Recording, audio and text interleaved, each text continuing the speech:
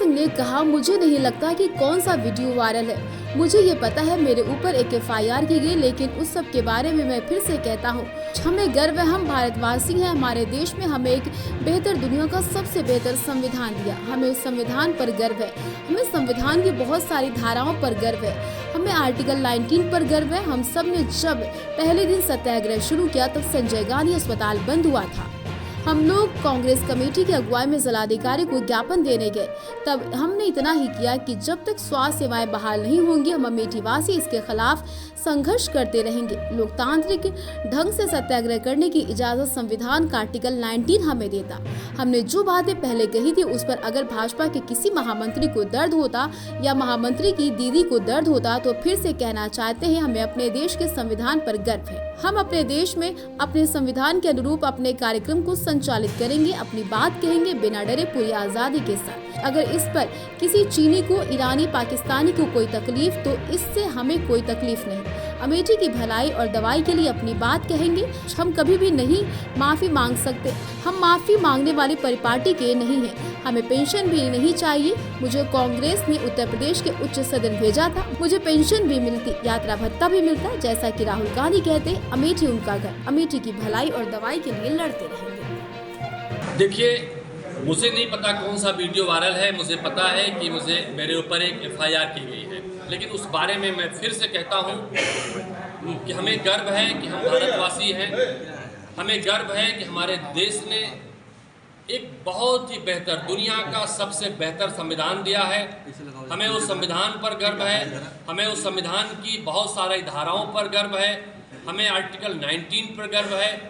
हम सब ने पहले दिन से जो सत्याग्रह का कार्यक्रम शुरू हुआ था, संजय गांधी अस्पताल बंद होने के बाद हम जिला कांग्रेस कमेटी में ज्ञापन देने गए थे, कांग्रेस कमेटी की अगुवाई में। तब से लेकर आज तक हम एक ही बात पर कायम हैं कि हम अमेठी वासी अमेठी के लिए संघर्ष करेंगे, सत्याग्रह करेंगे। हमारी बातें नहीं मानी गई, संजय गांधी अस्पताल नहीं खोला गया, अमेठी की स्वास्थ्य सेवाएं बहाल नहीं की गई, तो हम सत्याग्रह करेंगे। सत्याग्रह करने की इजाज़त और अपनी बात को लोकतांत्रिक ढंग से कहने की इजाज़त हमारे देश का संविधान देता है, हमें आर्टिकल 19 देता है। हमने जो बातें पहले कही, अगर किसी भारतीय जनता पार्टी के महामंत्री को दर्द है या भारतीय जनता पार्टी के महामंत्री के दीदी को दर्द है, तो मैं अपनी बात को फिर से दोहराता हूँ, क्योंकि हम भारत के लोग हैं। हमें अपने संविधान पर गर्व है। हम अपने संविधान के अनुरूप अपने देश में अपने कार्यक्रम को संचालित करेंगे। हम अपने संविधान के अनुरूप अपने देश में अपनी बात को आज़ादी के साथ बिना डरे कहेंगे। उस हमारे संविधान से अगर किसी भी चीनी को, पाकिस्तानी को, ईरानी को तकलीफ होती है तो मुझे उससे कोई तकलीफ नहीं होती, क्योंकि अगर कोई साजिश करता इस बात को अमेठी के लिए, न्याय की लड़ाई लड़ने के लिए, अमेठी के लोगों की जीवन रक्षा, भलाई के लिए, दवाई के लिए, सत्याग्रह करने के लिए, अगर वो जेल में डालने की साजिश करते हैं तो हम जेल में भी सत्याग्रह करेंगे, क्योंकि हमें किसी बात से डर नहीं है। हम नेहरू गांधी परंपरा के ध्वजवाहक हैं। हम न जेल से डरते हैं। हमारे नेता राहुल गांधी जी कहते हैं, डरो मत, आगे बढ़ो। तो हम लड़ना जानते हैं बिना डरे। हम माफ़ी भी नहीं मांग सकते, क्योंकि हम माफ़ी मांगने वाली परिपाटी से नहीं आते हैं। हमें पेंशन की भी ज़रूरत नहीं माफ़ी मांगकर, क्योंकि हमें कांग्रेस पार्टी ने उत्तर प्रदेश के सबसे बड़े सदन का सदस्य भेजा था, जिस सदन में सदस्य के नाते मुझे पेंशन भी मिलती है, यात्रा भत्ता मिलता है।